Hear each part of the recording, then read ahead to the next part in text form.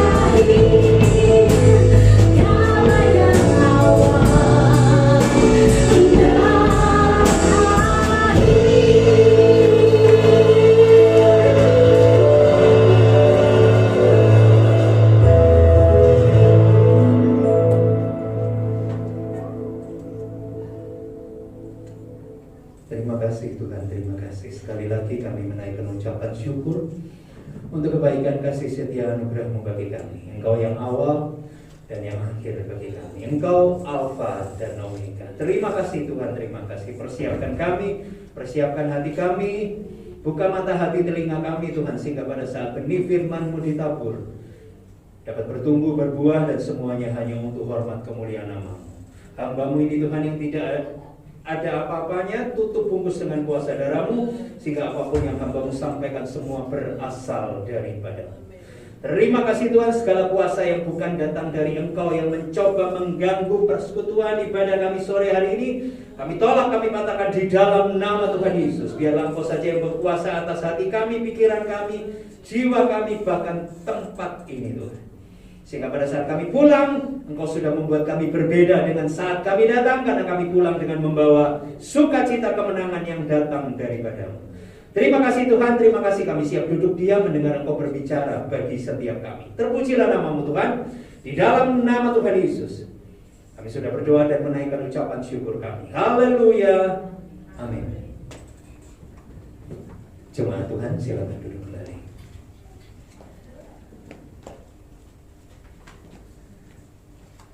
Ya, langsung saja kita buka Alkitab kita di dalam Roma 12 ayat 2. Roma 12 ayat 2.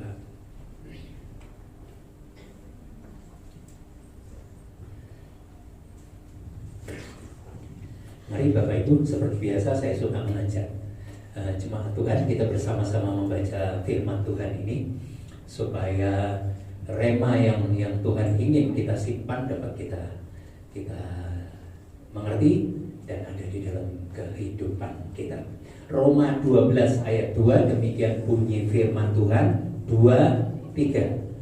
Janganlah kamu menjadi serupa dengan dunia ini, tetapi berubahlah oleh pembaharuan budimu, sehingga kamu dapat membedakan manakah kehendak Allah, apa yang baik, apa yang berkenan kepada Allah, dan yang sempurna. Bapak Ibu yang kekasih di dalam nama Tuhan Yesus Kristus, pada suatu hari ada di sebuah ibadah, ada seorang jemaat yang menyaksikan cinta kasih Tuhan, bagaimana Tuhan mengubah hidupnya. Dipersaksi panjang lebar, proses demi proses yang dia alami, sampai dia tidak lagi menjadi suami yang suka mukuli anak. Dia menjadi pribadi yang lebih baik, menjadi imam yang baik di dalam keluarganya. Dia tidak lagi mabuk-mabukan, ya. Dan masih banyak lagi. Pada saat dia lagi ngomong begini, tiba-tiba ada salah seorang jemaat yang mungkin terganggu dengan orang ini punya kesaksian. Kemudian orang ini dengan lantang dia berdiri, kamu berhenti dengan semua omong kosong, saya tidak suka. Lebih baik kamu kembali ke tempatmu, duduk dan diam. Masih dalam keadaan berdiri, ini si pengkritik. Kemudian ada seorang anak kecil di belakangnya narik bajunya dia. Itu papaku loh. Itu papaku. Papaku bisa berubah karena Tuhan Yesus yang mengubah dia. Nah sekarang Bapak lihat wanita yang duduk di sana. Itu juga mamaku. Lihat tubuh mamaku bersih. Kenapa? Karena papa sudah berubah, tidak pernah pukuli mama lagi. Papa sudah berubah. Kalau dulu papa pulang pagi, sekarang tidak. Dan saya bersyukur sebagai anak melihat papa saya berubah. Kemudian anak ini menutup dengan sebuah pembicaraan. Pak, Bapak bilang tadi kalau papa saya itu kebanyakan mimpi. Kalau memang papa saya sedang bermimpi, tolong jangan bangunkan dia. Haleluya, puji nama Tuhan. Apa yang ingin saya tekankan pada firman Tuhan pada hari ini adalah perubahan hidup. Bapak Ibu bisa membayangkan ketika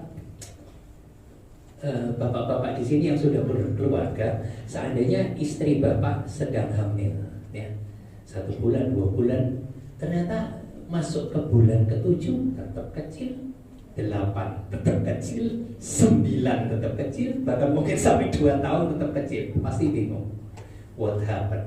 Oke, sudah lahir 1 bulan, masih 20 cm, 2 bulan 20 cm, 1 tahun 20 cm, pasti mengerikan. Artinya apa? Artinya perubahan itu harus terjadi di dalam setiap hidup kita.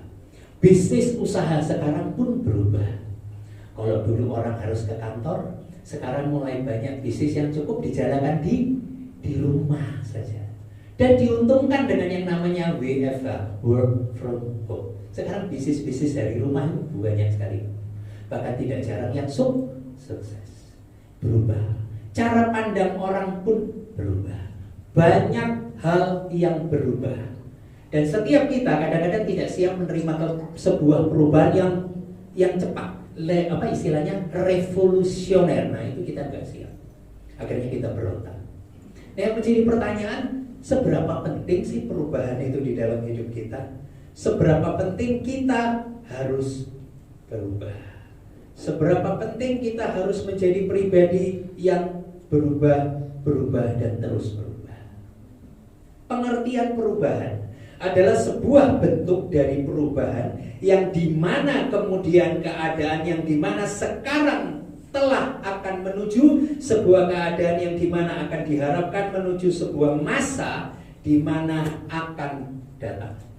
Perubahan tersebut kemudian adalah sebuah keadaan dimana akan menjadi lebih baik. Jadi pertanyaannya, perubahan itu tidak mungkin lebih buruk. Semua orang ingin berubah menjadi baik. Tidak ada seorang pun di dunia ini yang ingin tetap buruk. Seperti saya katakan tadi di ibadah jam kedua, 1 Korintus 3 ayat 2, mungkin bisa dibuka. Kita ini sudah dewasa, betul ya? Jadi ya, kita baca dulu. Susulah yang kuberikan kepadamu bukanlah makanan keras, sebab kamu belum dapat menerimanya, dan sekarang pun kamu belum dapat menerimanya. Apa kita masih suka susu? Jadi kalau cari gereja, cari yang khotbahnya ngadem. Tidak salah. Tapi kalau gereja cuma bisanya berkat saja, saya yakin itu juga tidak betul. Dan ketika suatu saat Anda tidak menerima apa yang Anda harapkan, bahasa Jermannya kecewa. Kalau sudah kecewa, nyalakan siapa? Pastilah ujung-ujungnya nyalakan Tuhan. Aku ini sudah berdoa setiap hari, aku sudah baca firman Tuhan, aku sudah saat teduh satu hari 5-6 kali. Tapi ujung-ujungnya apa yang kita harapkan tidak ada, karena kita salah fokus, kita gagal fokus. Nah, saya tidak akan berbicara panjang lebar. Ada 3 hal yang ingin saya sampaikan kepada Bapak Ibu. Kenapa sih perubahan itu menjadi sesuatu yang perlu, menjadi sesuatu yang sangat penting bagi kita, terlebih perubahan rohani kita. Susulah yang kuberikan kepadamu bukanlah makanan keras, sebab kamu belum dapat menerimanya, dan sekarang pun kamu belum dapat menerimanya. Kita belum berubah, kita masih tetap sama seperti dulu. Ibrani 5 ayat 12. Ibrani 5 ayat 12. Sebab sekalipun kamu ditinjau dari sudut waktu, sudah seharusnya menjadi pengajar. Kamu masih perlu lagi diajarkan asas-asas pokok dari penyataan Allah, dan kamu masih memerlukan susu, bukan makanan keras. Sudah saatnya kita terima makanan keras. Tidak bisa lagi kita dinenang-bobokkan dengan sesuatu yang pokok aku senang, bukan Tuhan senang. Kita datang ke gereja bukan untuk supaya kita senang, tapi nomor 1 kita datang untuk menyenangkan Tuhan.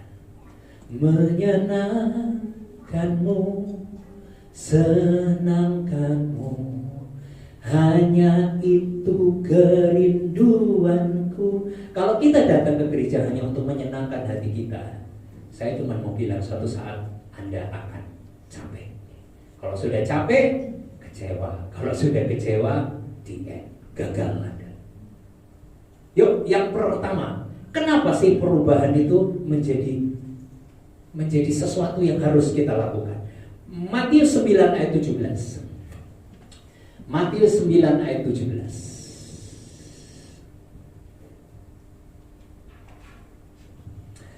Ya, begitu pula anggur yang baru tidak diisikan ke dalam kantong kulit yang tua, Karena jika demikian kantong itu akan koyak sehingga anggur itu terbuang dan kantong itu pun hancur. Tetapi anggur yang baru disimpan orang dalam kantong yang baru pula.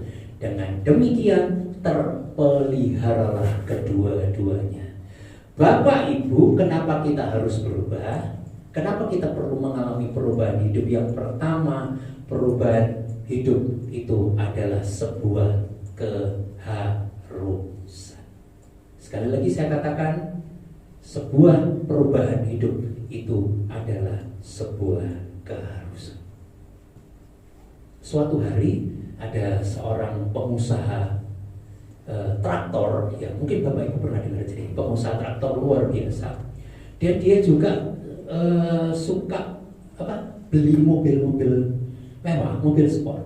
Sampai kemudian suatu hari dia beli mobil sport. Ya, setelah dia beli mobil ini dia pakai. Setelah dia pakai, dia rasa ada yang nggak beres ini mobil. Kok nggak nyaman, kok nggak enak, pokoknya nggak nyaman gitu loh. Dia dengan mobil ini dia kecewa. Soalnya mobil ini harganya nggak murah, mahal. Ya, namanya juga mobil mewah. Akhirnya dia datang ke perusahaan pembuat mobil ini. Ya, dia tidak mau datang ke bengkelnya, dia tidak mau ketemu teknisinya, enggak. Tapi dia langsung ketemu sama bosnya. Dia sampaikan itu bosnya, mobilmu ini nggak beres, mobil ini begini-begini, mobilmu begini-begini, mobilmu begini-begini. Ini handlingnya tidak pas, ini koplingnya tidak bagus, ini pembakarannya tidak beres, ini knalpotnya tidak beres. Dia sampaikan semua keluhannya. Apa kata dari pemilik ini mobil? Ternyata pemilik mobil ini ya tetap kekeh dengan pendiriannya, mobilnya bagus. Kemudian dia mengucapkan sebuah perkataan yang menyakitkan ini si pengusaha traktor. Kemudian dia bilang, Bapak pulang saja, urusi traktormu. Yang salah bukan mobil saya, tapi kamu yang pakai mobilnya yang salah. Wah, mangkel ini orang. Ini orang pulang. Dan sejarah dunia mencatat orang yang tadi komplain itu namanya Ferruccio Lamborghini. Dan orang yang dikritik tadi tidak mau itu namanya Enzo Ferrari. Dan hari kita tahu sejak saat itu Ferrari Lamborghini menjadi musuh terbesar Ferrari. Kenapa? Karena tidak mau diomongin. Dia mau berubah tapi sudah terlambat. Sampai hari ini Lamborghini masih jauh di atas Ferrari. Sebuah kesalahan fatal, Bapak Ibu. Jadi berubah itu penting, jangan ditunda-tunda. Ya kalau masih punya kesempatan, kalau enggak berubah. Ya, bukan cuman daging kita, tapi hidup kita, rohani kita pun berubah. Jangan segitu gitu terus. Jangan sampai kerohanian kita jadi apa ya? Jadi seperti tanaman bonsai. Ya kalau bagus. Bonsai itu dari dulu kecil terus. Ya, bagus, mahal. Nah, kalau sudah bonsai terus jelek, tidak ada nilainya. Betapa pentingnya sebuah perubahan. Matius 6 ayat 31. Nah, ini juga penting bagi kita. Sebab itu Matius 6. Salah. Maaf. Matius 9. Sebentar ya Bapak Ibu. Firman Tuhan, nah ini saya salah ini.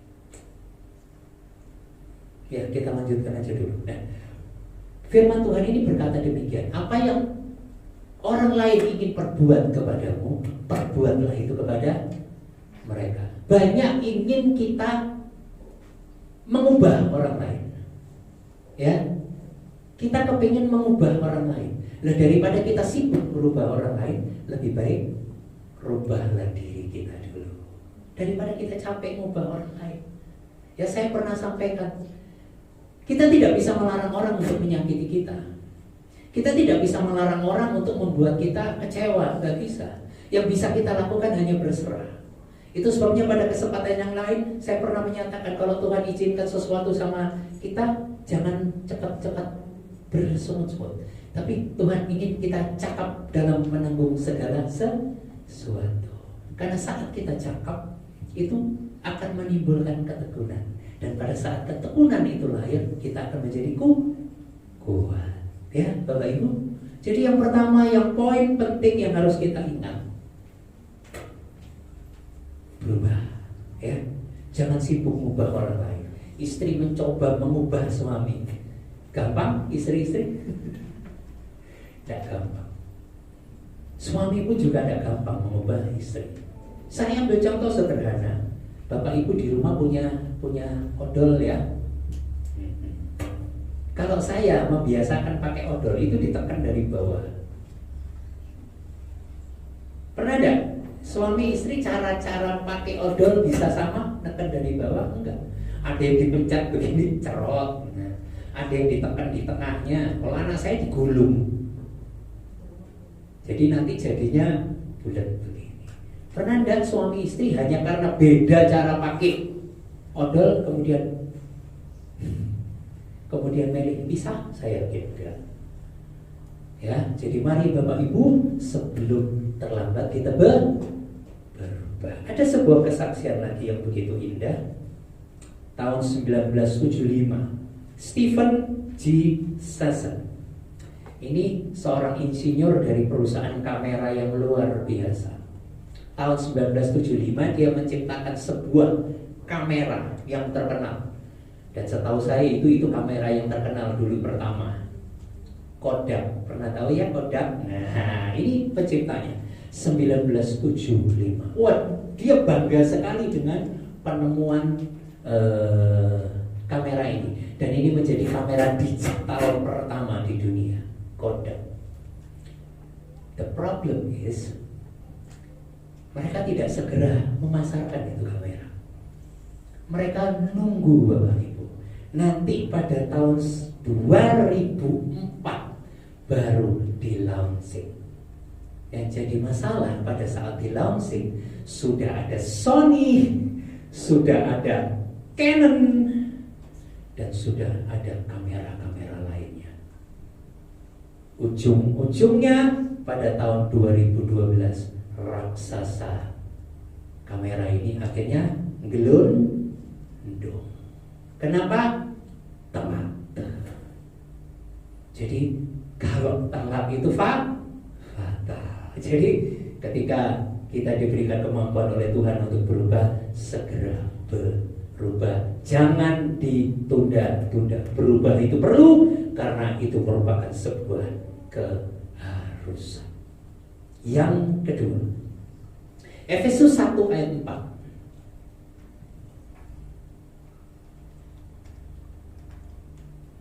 Efesus 1 ayat 4. Haleluya. Sebab di dalam Dia Allah telah memilih kita sebelum dunia dijadikan, supaya kita kudus dan tak bercacat di hadapannya. Saya ulangi sekali lagi. Sebab di dalam Dia Allah telah memilih kita sebelum dunia dijadikan, supaya kita kudus dan tak bercacat di hadapannya. Kenapa perubahan menjadi sesuatu yang harus kita lakukan, menjadi sesuatu yang penting bagi kita lakukan? Pertama tadi keharusan, yang kedua perubahan hidup menuntut suatu tekad untuk meninggalkan hidup yang lama.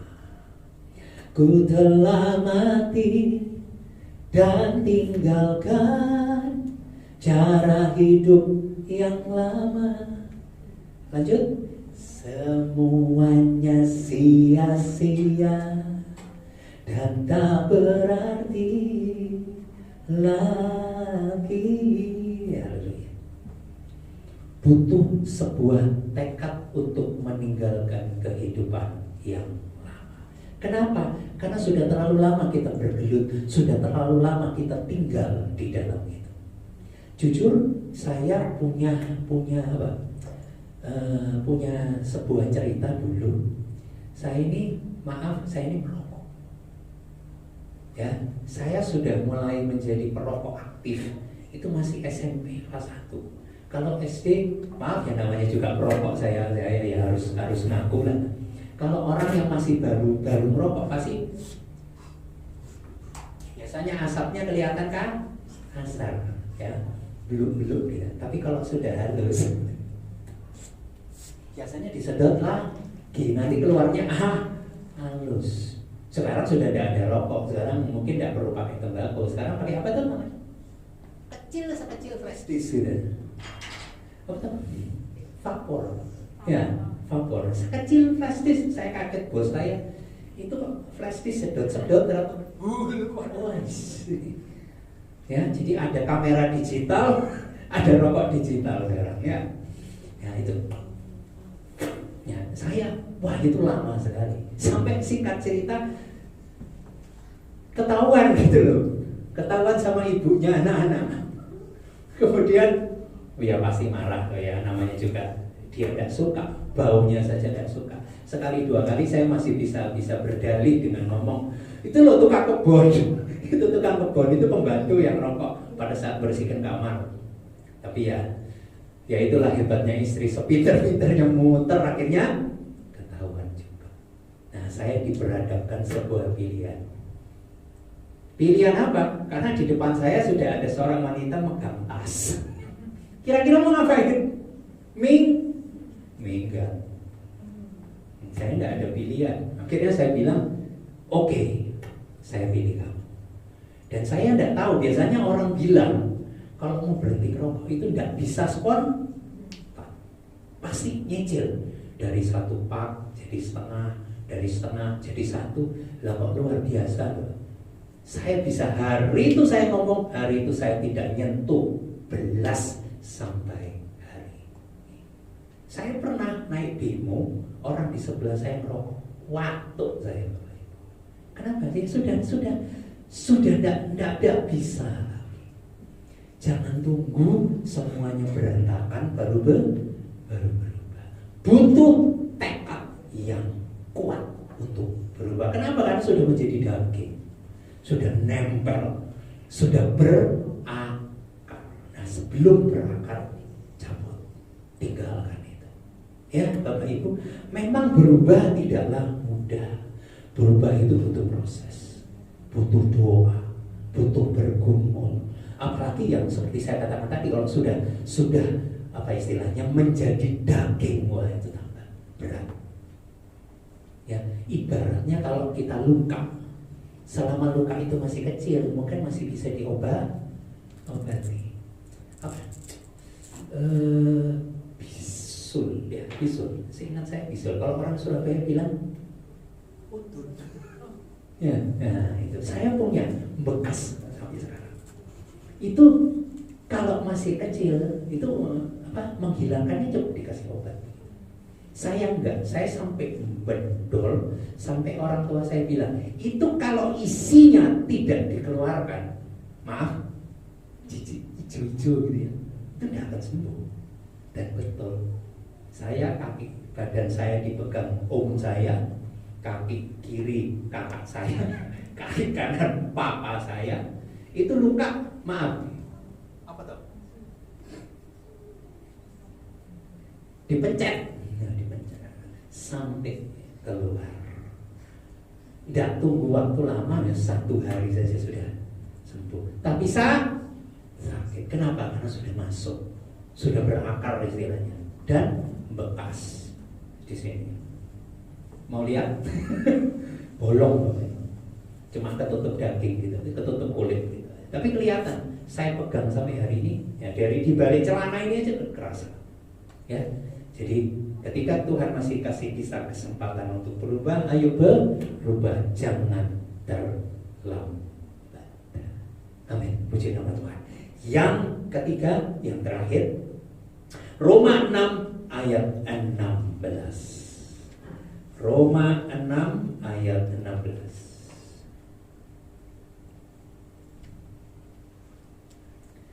Roma, apakah kamu tidak tahu bahwa apabila kamu menyerahkan dirimu kepada seseorang sebagai hamba untuk mentaatinya, kamu adalah hamba orang itu yang harus kamu taati, baik dalam dosa yang memimpin kamu kepada kematian maupun ke dalam ketaatan yang memimpin kamu kepada kebenaran. Bapak Ibu yang terkasih di dalam nama Tuhan Yesus Kristus, bagian yang ketiga, perubahan hidup baru dapat terjadi jika kita mampu menjadikan Tuhan Yesus Kristus menjadi yang utama dalam hidup kita. Jadi kita baru bisa berubah kalau kita bisa menjadikan Tuhan kita sebagai yang nomor satu dalam hidup kita. Ada sebuah pujian yang saya suka, Jesus be the center of my life. Tahu lagunya? Jesus be the center of my life, and beginning to the end, it always be and always be. Nah, kurang lebih seperti itu. Yesus adalah center, pusat dalam kehidupan kita. Nah, kalau Tuhan sudah menjadi raja di dalam hidup kita, Tuhan menjadi penguasa di dalam hidup kita, maka yang namanya berubah itu bukanlah sebuah perkara yang susah. Kenapa? Karena Tuhan yang mengendalikan hidup kita. Matius 6 ayat 24. Matius 6 ayat 24.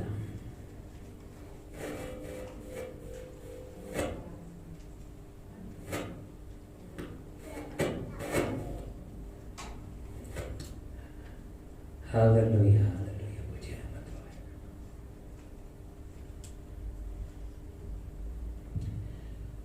Tidak ada seorang pun dapat mengabdi kepada dua tuan, karena jika demikian ia akan membenci yang seorang dan mengasihi yang lain, atau ia akan setia kepada yang seorang dan tidak mengindahkan yang lain. Kamu tidak dapat mengabdi kepada Allah dan kepada Mammon. Jadi kalau di dalam hidup kita hanya ada Tuhan, maka perubahan itu menjadi sesuatu yang tidak susah. Tapi ketika penguasa hidup kita ada Tuhan, ada Mammon, ada yang lain, ketika kita mengutamakan Tuhan, si Mammon pasti jealous. Ngapain kamu cari Tuhan? Demikian juga sebaliknya. Jadi mari Bapak, Ibu, saya tidak akan berbicara panjang lebar. Saya hanya akan mengatakan bahwa perubahan hidup itu menjadi sangat penting. Allah lebih menghargai perubahan hidup seseorang daripada prestasi hidup.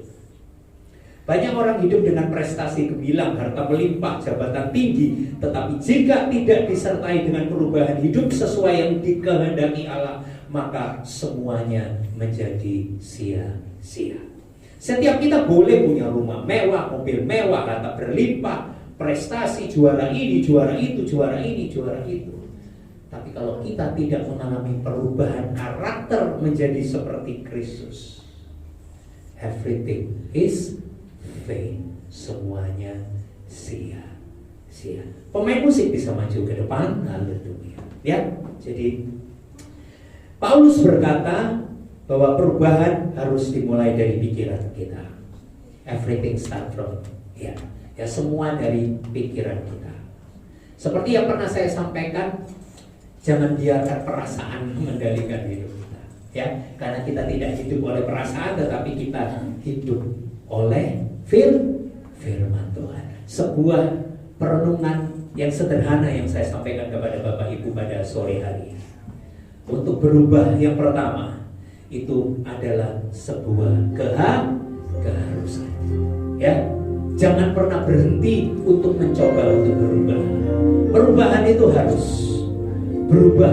Tidak cuma cara hidup kita, tapi kerohanian kita juga harus berubah. Minta kekuatan dari Tuhan supaya kita memiliki kemampuan yang lebih, supaya kita punya tekad yang kuat, yang kuat. Aku harus berubah. Aku harus berubah. Dan yang terakhir, jadikan Tuhan penguasa dalam hidup kita. Dan saya yakin percaya, kita akan menjadi pribadi-pribadi yang menyenangkan hati